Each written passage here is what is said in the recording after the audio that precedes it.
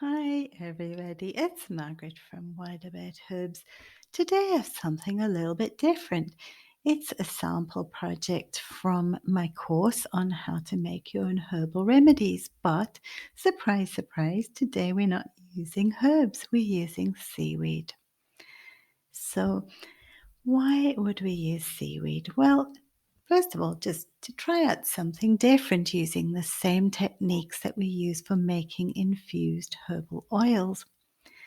But seaweed is magical when it comes to the skin. It is so deeply nourishing and softening. That's why it's used in all the fancy spas and beauty treatments. And best of all, it does not smell like seaweed, so you don't have to worry about that one. What do we need to make our infused oil? First of all, we need obviously our seaweed. We're going to be using dried seaweed for this project because one of the rules I teach on my class is that oil and water do not mix. So just for a moment, close your eyes and imagine putting fresh seaweed into oil. You would end up with an awful gloopy mess. So we only use dried seaweed for this. The next thing we need is a base or carrier oil. In this example, I'm using organic sunflower oil. You can also use olive oil or any of your favorite carrier oils. I would never suggest using the really expensive ones because you always lose a lot when you're making infused oils, unless you really want something very luxurious. And another option is that when you've finished your product, you could add some vitamin E oil. Vitamin E keeps the oil fresher for longer, prevents it going rancid as quickly. And you can use an aromatherapy oil if you would like a beautiful fragrance. But those two ingredients you would always add at the end, never when you're heating. So we're going to be using what we call the heat method of making the oils. There's two different methods. One is a cold maceration and one is using heat. The reason I'm using heat is because the seaweed is a little bit tougher, a little bit harder than the fresh herbs or the herbs that we would normally be using if we're making a herb infused oil. It takes a little bit longer for the cells to break down, so adding a bit of heat will actually speed up that process and make it more effective. We create a water bath by having a base and something on top. So it can be as simple as this, a heavy pot with a Pyrex bowl on top. The Pyrex bowl bigger than the pot so that it just sits on top and doesn't touch the water. You can use something like a bain marie, a water bath. You can use a chocolate melter. There's loads of different ways. This is just really plain and simple and easy to do. So the other thing is a stirring rod or a skewer, something just to stir your ingredients and your oil a little bit. A muslin cloth, or you can even use an old t-shirt. I'll talk about that later. And another option is a food thermometer. They're quite handy just for making sure that your heat is not too high. Another thing that is useful is a kitchen paper towel because oil inevitably, no matter how careful you are, will get onto your clothes or onto the floor or onto your kitchen surfaces. So it's really important just to mop it up as quickly as you possibly can and to protect your clothes. So we always use our three-step method and we're planning. So you've decided which kind of seaweed you can use because it doesn't have to be carrageen moss. You can use other ones. You also have decided which oil you're going to use. Now you've prepared your wax surfaces. You've cleaned them. You've sterilized them, you have gathered all your equipment and ingredients, so everything's at hand. Now we prepare our bath. Excuse the funny photo being outside, I just wanted a good light to show you how that works. And put your seaweed into it, the top part of your water bath or bain marie. And you can see here that unlike the herbs, which would very, very quickly sink into your oil and become submerged, the seaweed's lighter and harder. So it takes a while. You can even leave it to stand for 10 minutes and then come back and push it under. You'll also see that your seaweed will expand a bit. For this project, I used 30 grams of seaweed to 500 mils of oil. And sometimes even that's a little bit much seaweed and you can take it out. You don't need much seaweed at all.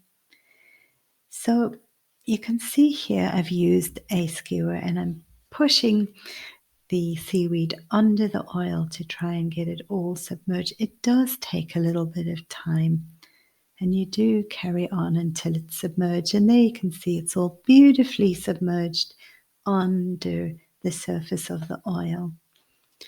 So I have it on the heat there and I'm very gently warming it up on the cooker. Now this is the important part. We really don't ever want to overheat oils. First of all, you destroy all their valuable properties. Secondly, you can also, what happens sometimes then is that the oil will go rancid a little bit quicker. So to preserve all the goodness in the oil and the ingredients, you want to keep the temperature as low as you possibly can. And you're going to be keeping it for about 2 hours. So try and, do that for all that 2 hours to keep it below 60 degrees, but definitely below 80 degrees. If you don't have a thermometer, it doesn't matter, just keep it as low as you possibly can. You might see little bubbles forming, don't worry about them. You can poke them with your skewer if you want, that'll break them up, but generally you don't have to worry about it. So keep checking and please, health and safety, do not leave oil unattended on a stove. Remember, there's always a risk of fire, even though your temperature is really low. You really need to stay in the room. Listen to a podcast, do some computer work, do some cleaning, whatever you want to do, but try and stay in the kitchen all the time. So now the 2 hours are up, and what I've done there is wrapped my bowl into a clean tea towel. So normally I don't do that when I'm doing the heat method of oil infusion, but because again the seaweed structure is much harder than herbs, it takes that little bit longer. So what I've done there, I've wrapped it up, left it for a few more hours. I actually left it overnight, just to give that little bit of extra contact with the oil, the extra time for the oil to extract your fantastic seaweed ingredients. And then the next step, as we know from our 3-step process, is to strain out your seaweed. In this example, I have used a muslin cloth and you can see the fabulous golden color of the seaweed already there, of the seaweed oil already there, sorry. And I use the muslin cloth, but I have to say to you that don't use anything expensive, because you might be able to use your cloth once or twice more, but generally it'll be very hard to wash the oil out of it and the smell out of it. It eventually starts smelling rancid and feels sticky. So you can also use something like, for example, an old t-shirt, and you can, cut it up, make sure it's washed well, and iron it to sterilize it and use that. And then when you're done, you can even put that on the compost, it'll disintegrate. but that's up to you how you strain it out. So you can see what's left. The seaweed actually looks perfect still. Unlike the herbs, when you make macerated herbs, you're left with a really sort of gungy mix at the end. But the seaweed's perfect, so you can actually use it still in your cooking or put it in the bath or just put it on the compost if you want to. And there is my beautiful golden oil to use, and you can use it directly as a skin oil. It's so soft and silky, or you can use it for massage, you can put oils in it, you can use it as a base for making other skincare products, and you can even use it for cooking, for culinary purposes, especially if you use something like the gorgeous smoked seaweeds that you can get nowadays. So you can, add it as a base to salad dressing or pour it over your food or whatever. That's how pure it is. Isn't it fantastic to put something on your skin that is actually edible?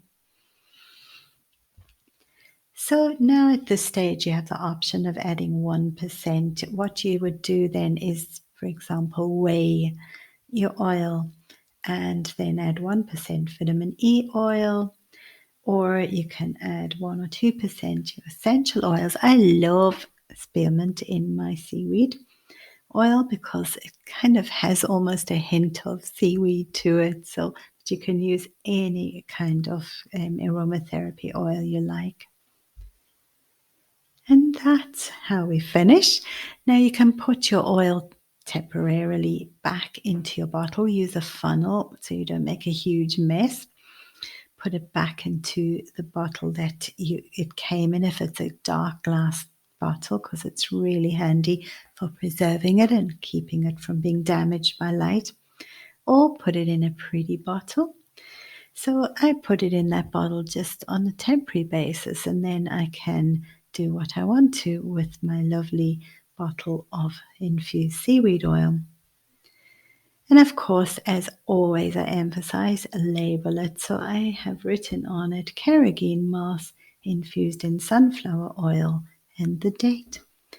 And that is it. Your fabulous, luxurious infused seaweed oil.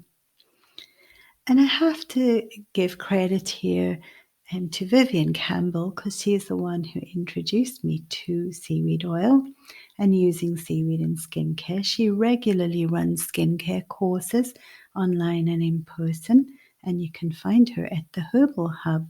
And I would just like to give a little shout out to her because she inspires me a lot, and she's the one who inspired me to try out the seaweed oil.